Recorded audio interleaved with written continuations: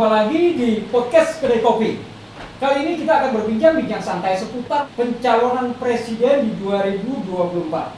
Saya akan menampilkan, kebetulan sudah hadir beberapa narasumber di studio podcast Kedai Kopi. Kita akan memperkenalkan beberapa dari narasumber. Selamat sore bapak-bapak semua nih. Selamat sore. Sehat ya? Sehat. Alhamdulillah. Bung Pugu. Ya, siap. Bung Pugu ini sebagai ketua relawan dari Prabowo Subianto. singkatannya apa? Singkatannya Prastia, Pak. Prastia. Ya. Prasetya. Ya. Juga kita akan menampilkan beberapa tokoh lagi ya. Salah satunya adalah sosok anak muda yang betul-betul sangat militan. Beliau luar biasa ya. Kita sudah menyusuri jejak ya. Beliau memang sangat luar biasa. Selamat sore Bung. Oke, selamat sore. Bagaimana sehat? Sehat. Bung Yasir Ya.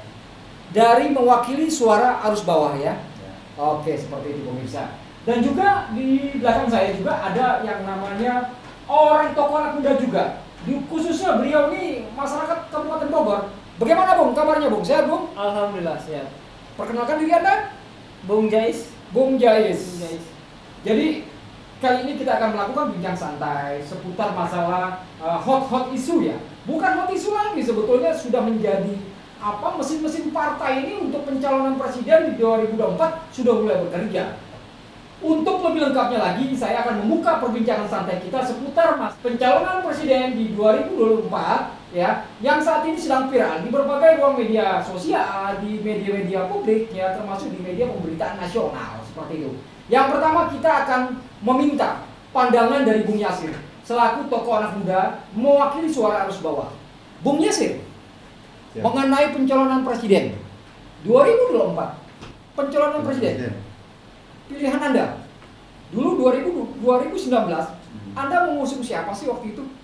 Ya, yang pastinya Pak Prabowo. Relawan Prabowo. Ya, yang Luar biasa. pastinya. Pengalaman Anda? Pada saat itu saya sebetulnya hanya suara, bukan termasuk dalam tim atau kerja. Oke. Cuman saya sangat kuat sekali Oke.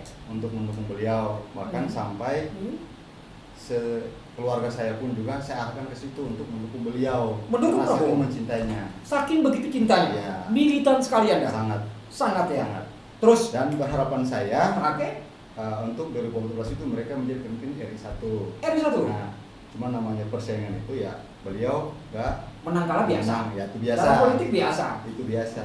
Terus, Setelah itu beliau karena punya jiwa semangat yang tinggi Ya. dan memang sangat peduli sekali untuk negara kita. iya, Mungkin darah beliau itu adalah darah merah putih. iya, Nah, otomatis beliau berjuang lagi ke 2019. 2019. Ya. Ah, Nah, setelah itu 2019 itu kalau dibilang menang atau kalah kita nggak bisa prediksi sebagai penyumbang suara. iya, Nah, tapi kenyataannya di situ beliau lah bukan pemenangnya. iya.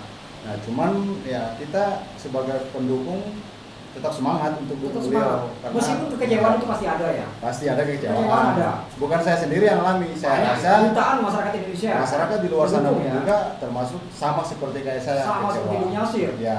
Bung Yasir, setelah Pak Prabowo kalah 2019 sama Pak Jokowi, Anda kan legowo.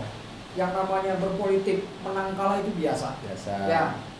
Terus setelah Pak Prabowo kalah, Presiden Jokowi menjabat untuk 2 periode, ya, untuk saat ini. Perasaan Anda seperti apa sih ketika Pak Jokowi itu mengangkat Pak Prabowo untuk jadi menterinya? Kalau saya pribadi Nah, tidak mengikut campur untuk masalah pemerintahan yang termasuk di situ. ya. Nah, cuman kalau sampai beliau dipilih sebagai Menteri Pertahanan, Nah, ya saya rasa itu hak dia ya. hak dia untuk menerima atau tidak. Ah. Nah, cuman karena beliau sudah tergolong di situ, otomatis saya pribadi Ah. merasa kok bisa tergolong di situ. Ah. Nah, cuman kesananya ya saya nggak tahu itu Tapi tujuannya. kalau saya mau tanya secara pribadi, Anda kecewa nggak kalau Pak Prabowo yang Anda usung, jagoan Anda ternyata kalah sama Pak Jokowi, terus setelah kalah, Presiden Jokowi menjabat lagi untuk yang kedua kalinya, Pak Prabowo diminta untuk jadi menteri. Secara pribadi Anda, maupun dari suara arus bawah, kecewa nggak Anda? Kecewa. Kecewa ya? Ya. Oke, seperti itu. Kita kunci dulu. Ya. Kekecewaan Anda akan terjawab. Ya, oke.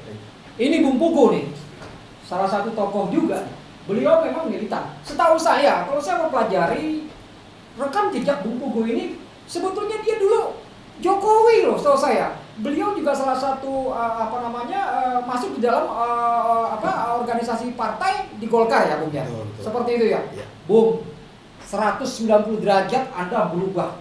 Dari Projo dulu ya, zamannya Pak Jokowi, Anda dipergerakan Pak Jokowi untuk itu. Sekarang kembali nih 2024 ke Prabowo. Iya.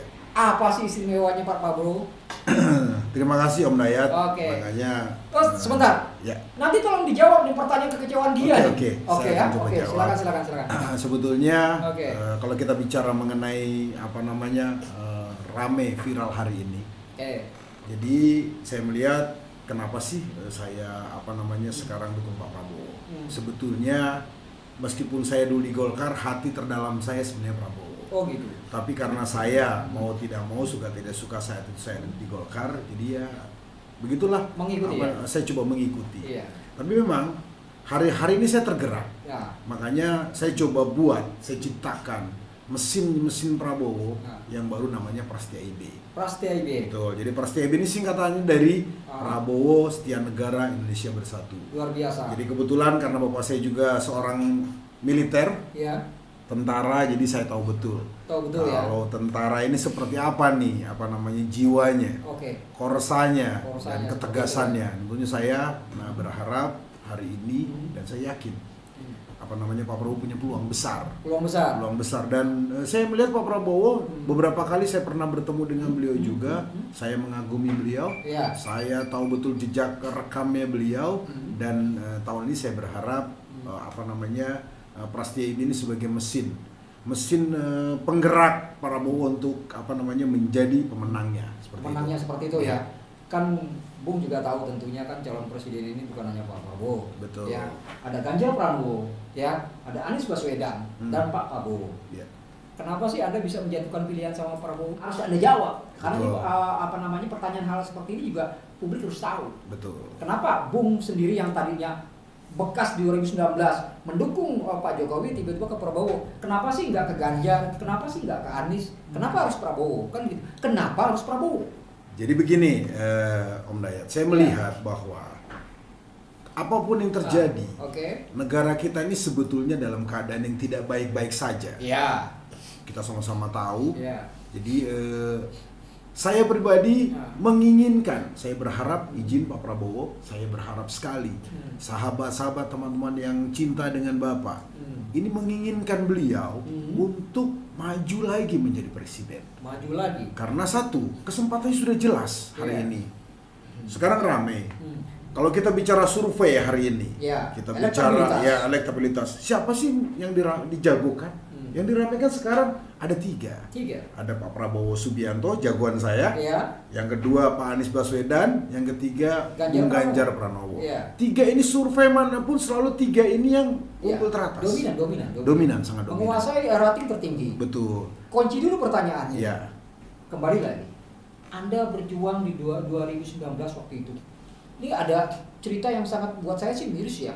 Beliau sampai mendukung Pak Prabowo, sampai menjual motor ya, untuk buat beli atribut ya. Saking setianya sama Bapak ya. Tapi Anda kecewa sekarang ini. Nah, seperti apa?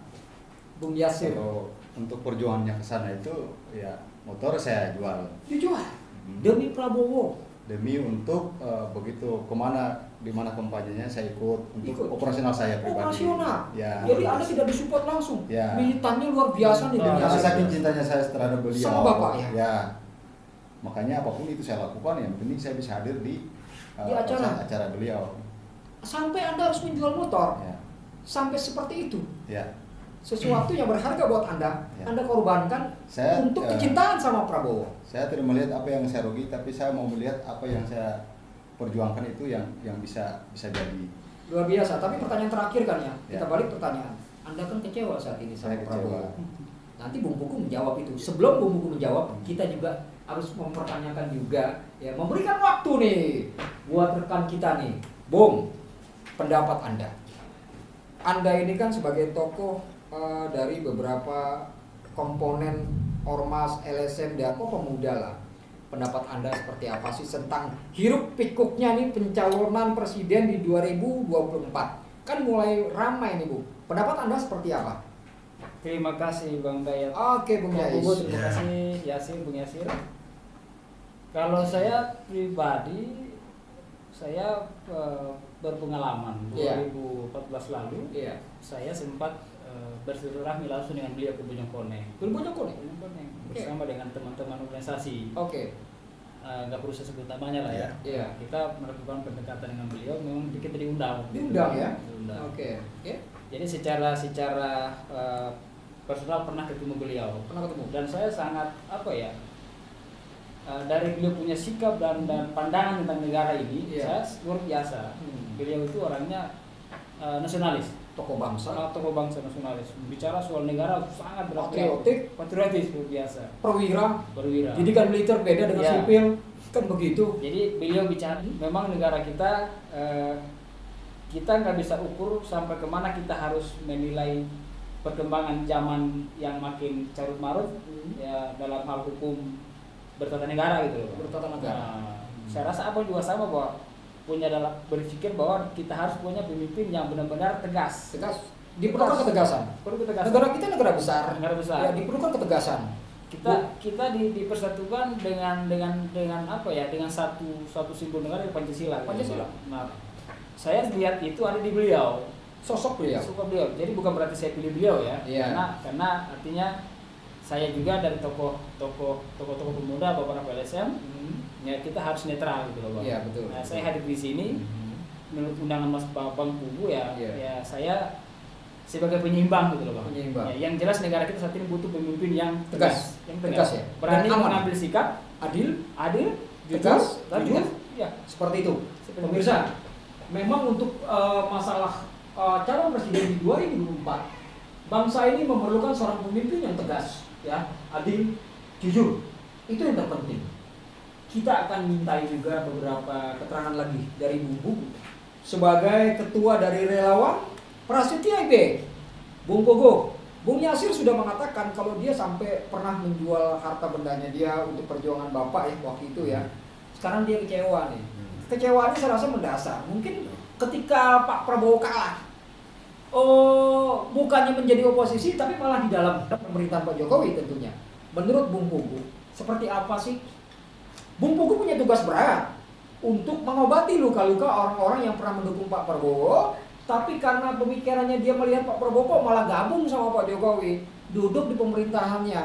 Anda harus bisa menetralisir supaya masyarakat juga bisa lebih tahu, bisa menangkap secara utuh Pak Prabowo kenapa masuk di pemerintahan Pak Jokowi. Itu yang membuat masyarakat loh. Masyarakat kecewa juga ada itu. Nah, menurut Anda seperti apa? Sebelumnya saya ucapkan terima kasih Bung Yasir, luar Ya. biasa Bung Yasir, perjuangan Bung Yasir sampai jual Militan. motor, Jual militansinya. motor, Terima militan. kasih juga tokoh pemuda nih Bang Terima kasih, Jais, Bang. nggak Ya. asing Terima lagi kasih. nih. Jadi Ya. sekali lagi perlu saya sampaikan, kita coba lihat rekam Ya. jejaknya.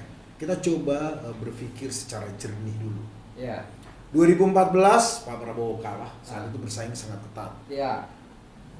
Tapi Pak Prabowo saat itu dia memposisikan diri sebagai oposisi. Oposisi. Oposisi artinya di luar pemerintahan. Betul. Selanjutnya Ya. pemilihan lagi, beliau bertempur lagi. 2019 ya? 2019. Oke.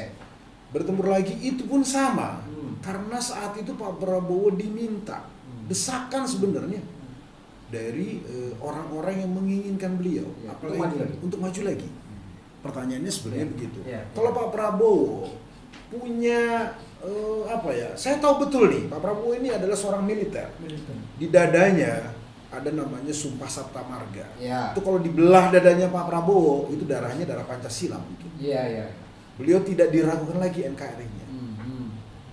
Tentunya ini kalau memang beliau punya niatan yang nggak baik, Bu, mungkin beliau fase 2014 mungkin beliau langsung akan masuk ke dalam istana kalau niat meninggalkan para pengikutnya, Iya. meninggalkan para yang mencintai beliau. Jadi banyak nih orang yang nggak kenal Pak sosok Prabowo, makanya seperti ini.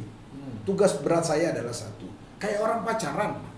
Kalau kita mau milih pimpin kayak orang pacaran, Betul nggak Bung? Kalau Bung deketin cewek, mau apalagi mau dijadiin istri, mau jadi pemimpin, ini presiden, bukan milih RT ini. Jadi kita kenal dulu. Setelah kenal, kita tahu. Setelah tahu kita suka. Habis suka apa sih ujungnya? Cinta. Nah itu yang paling penting. Jadi ini tugas saya untuk menyampaikan ke teman-teman, sahabat-sahabat mungkin banyak yang ngalamin kekacauan-kekacauan seperti ini. Tapi itulah yang terjadi. Pak Prabowo, saya tanya, Bung, dan saya harus jelaskan ini penting sekali. Karena saat itu Pak Prabowo bukannya meminta, diminta oleh Pak Jokowi, beliau menjadi salah satu menterinya beliau, ditaruh di Menhan, yang jabatan sangat strategis. Pertahanan. Nah, Menteri Pertahanan, beliau diminta, sekali lagi, beliau diminta.